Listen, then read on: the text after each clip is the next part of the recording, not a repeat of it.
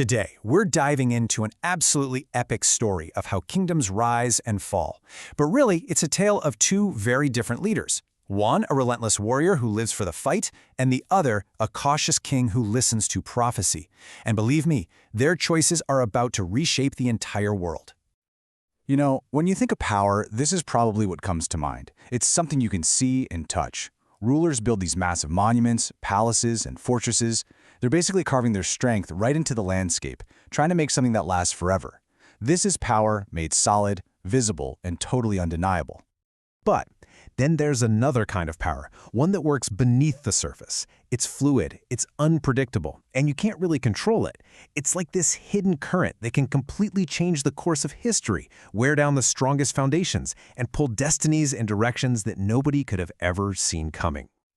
So here's how our story is going to break down. We'll follow this incredible clash of wills, from the halls of power to a dark cave, all the way to a battlefield. We're going to see what it really takes to build a future for a kingdom. All right, let's set the stage. In this ancient world, things are shifting, big time. Power is being consolidated. The old guard is starting to fade, and that's creating this vacuum that, ambitious new leaders are just itching to fill. And you can see this happening in Egypt, which is putting on the ultimate display of power. Pharaoh's building this magnificent palace, a project so huge that the sons of Jacob are actually working right alongside the Egyptian laborers. As these gleaming walls get higher, so does Egypt's feeling of total invincibility.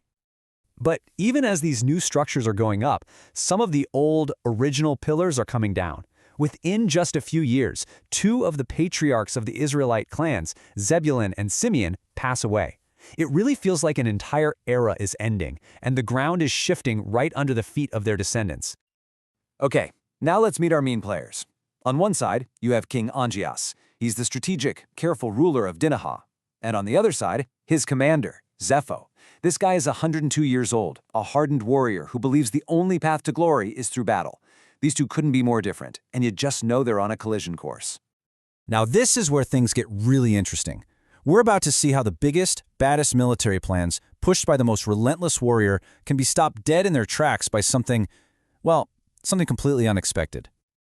You can just picture Zepho, can't you? Day in and day out, he is just hammering his king. He sees Egypt as a target, a victory waiting to be claimed. For him, the legends about Jacob's sons are just that, legends that need to be tested by the sword. His ambition is like a fire, and it desperately needs a war to burn. But King Angeas has this other advisor, a quiet, almost unnervingly brilliant kid named Balaam. He's only 15 years old. He doesn't carry a sword, but he has this incredible insight. It's like he can see the hidden machinery of the world, how all the pieces are going to move. So when Angeas asks for advice, Balaam doesn't just guess or give his opinion. No, he shows him. He actually sculpts the two armies out of wax, puts them in consecrated water, and performs this ritual. And right there, in the ripples, he sees the future. And it is not pretty. It's a vision of total defeat. And here's the crazy part. It works. Just like that, a single vision from a teenager stops a massive invasion cold. All of Zepho's military ambition, the armies he'd gathered, all the planning, it all just dissolves in the face of a prophecy seen in a bowl of water. So, as you can imagine, Zepho is not happy. His war just got canceled. But a guy like him doesn't just sit around and pout. No way. If one path to glory gets blocked, he's going to carve out a new one. All that frustrated ambition, it's about to find a new target. He's furious, he's restless, so he's out of there. Zepho leaves Africa, travels across the sea to the kingdom of Chittim. And of course, his reputation precedes him. They welcome him with open arms, honor him, and basically hand him the keys to their military. His ambition has found a new home. And it's here that his story becomes a legend. He's out looking for a lost animal and stumbles upon this dark cave blocked by a giant stone. He splits the rock open, and inside is the stuff of nightmares, a creature, part man, part beast, just feasting on livestock. Zepho doesn't even blink. Swords are out, and he attacks and kills the monster. And this single moment is a total game changer. Forget politics. This one act of raw courage earns Zepho more fame and adoration than any maneuvering in a king's court ever could. The people of Chittim are so thrilled they actually create a national holiday in his name. He's not just a commander anymore, he's their hero. So while Zepho is off slaying monsters, what's happening back in Africa? Well, King Angeas is facing a crisis of his own, and it's a problem that can't be solved with an army or a prophecy. It's going to take devotion, genius, and a project of almost unbelievable scale. His wife, Queen Janya, becomes gravely ill. His advisors figure out that her body is literally rejecting the foreign land, the air, the water, and the only cure? Water from the springs of her homeland, Perma, way over in Chittim. It seems completely impossible. But Angeas doesn't hesitate for a second. He gathers all the resources of his kingdom, not for war, but for an act of pure love. He commands tens of thousands of stonecutters and builders to begin a truly monumental task.